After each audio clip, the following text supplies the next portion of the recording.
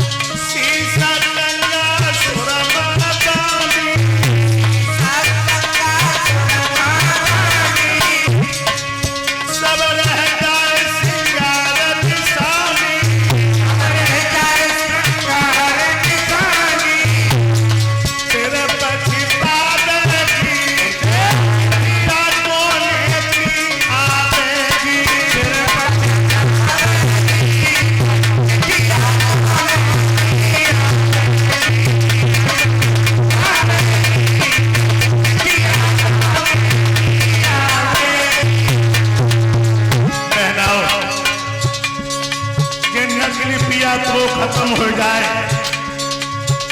अपनो सर लेती तुम मुझसे धरती से मार देती हो लेकिन असली पिया के तो कम से कम 2 आंसू डाल के देखो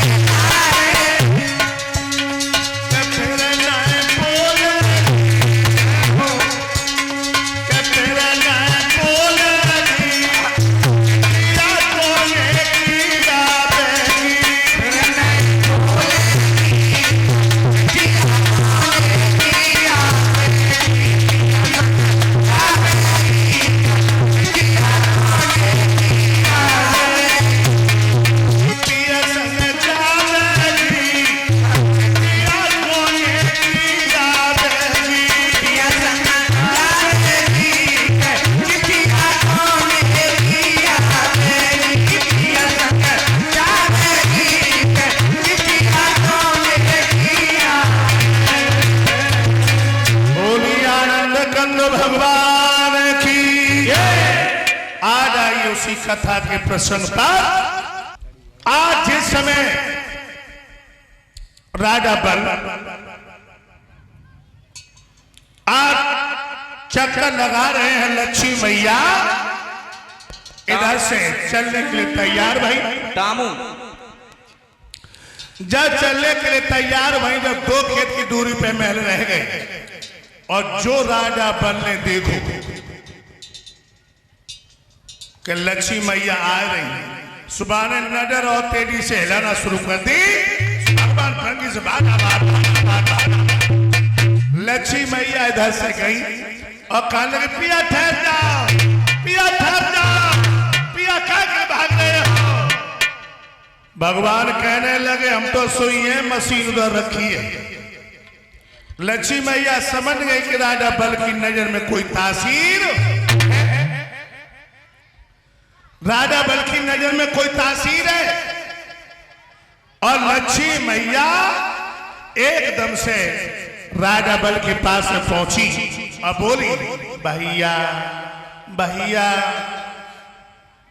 मेरे पिया को काहे परेशान कर रहे हैं हाँ राजा बल ने तो कुछ नहीं कह पाई और राजा बल की पत्नी बोली ए हमसे बात करो हमसे बात करो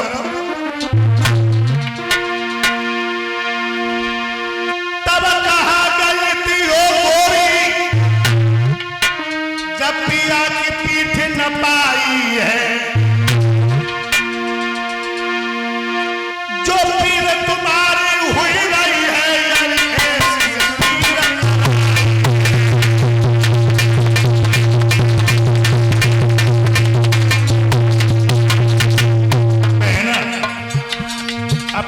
दूल्हा सब प्यारे लेकिन तुम्हारे जैसा मन नहीं का जब दोपहरिया दे के तालियां लगाए दे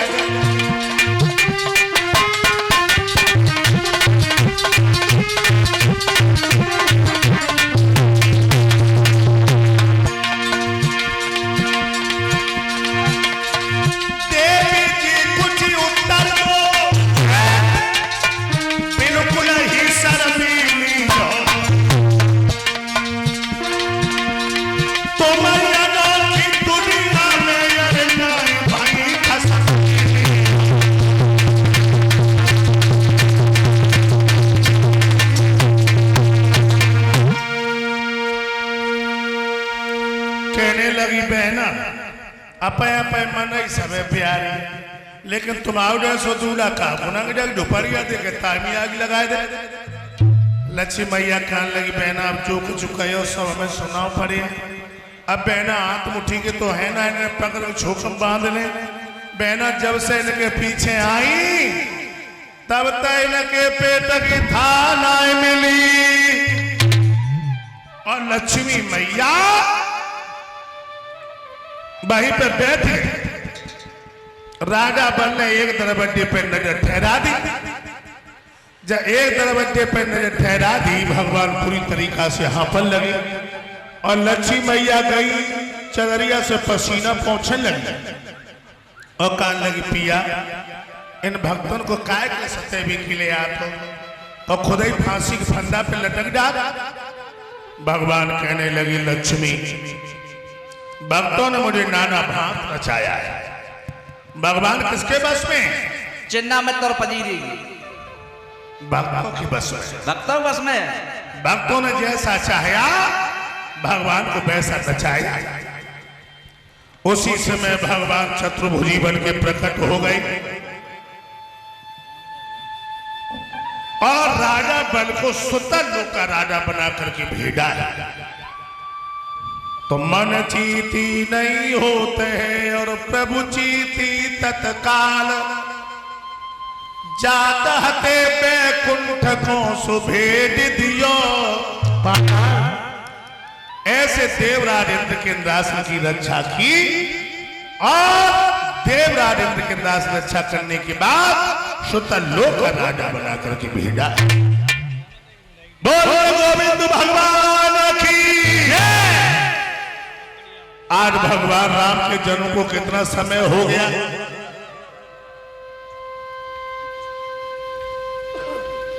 भगवान कृष्ण के जन्म को कितना समय हो गया? कहीं पर कृष्णांग या रामायण हम तुम देखते हो ये मालूम पड़ता मेरे राम ने मेरे कृष्ण ने अभी कभी जन्म लिया। ऐसा क्यों प्रतीत होता है परीक्षा जी? मेरे राम मेरे कृष्ण माता पिता के सच्चे भक्त थे। माता पिता के सच्चे भक्त थे। परीक्षा जी बैठे हुए हैं, सुखदेव जी आसन पर कथा श्रवण करा रहे हैं। सुखदेव जी कहने लगे महाराज परीक्षित अब हम तुम्हें यदुवंशियों की कथा सुनाने के लिए जा रहा हूं। जिन यदुवंशियों की कथा सुन करके सारे पाप नष्ट हो जाते हैं। मैं नहीं कह रहा हूं, भागवत का नम्मा स्कंद कह रहा है कि वर्णयामा पुण्यम सरपा प्राणाम यदुवंशम श्रुत्वा सरपा प्रमोचते। कि जो यादवों की कथा सुनते हैं चंद्रवंशियों की, उनके सारे पाप नष्ट हो जाते हैं। तो अनसुईया का पुत्र हुआ चंद्रमा,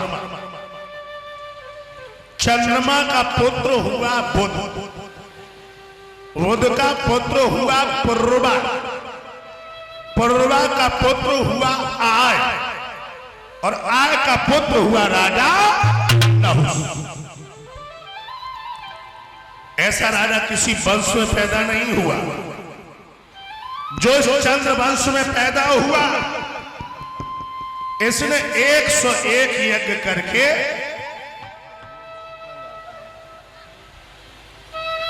देवराज इंद्र के इंद्रासन को छीन लिया था। जब राजा नहुष देवराज इंद्र बन गए भगवत प्रेमियों, पहले वाला इंद्र अपनी इंद्राणी को लेकर के महलों में जाके रोने लगा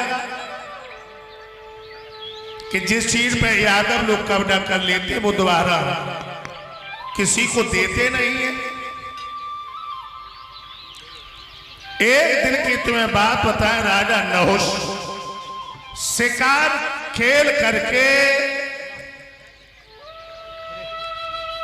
इंद्राणी के महलों से होकर के निकले।